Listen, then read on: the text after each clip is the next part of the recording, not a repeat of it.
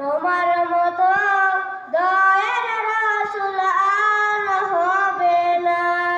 দেখা দিয়ে নবীর আসাদ দরুদ পড়ে রওজা শরীফ সামনে করে, রওজা শরীফ জিয়ারতে গুনাহ থাকে না।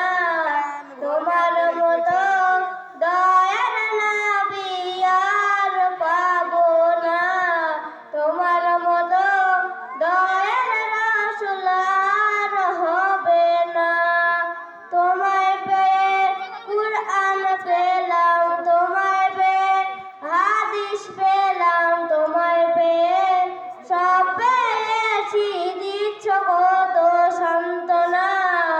তোমার মতো দয়ার নবী আর পাবো না, তোমার মতো দয়ার রাসূল আর হবে না।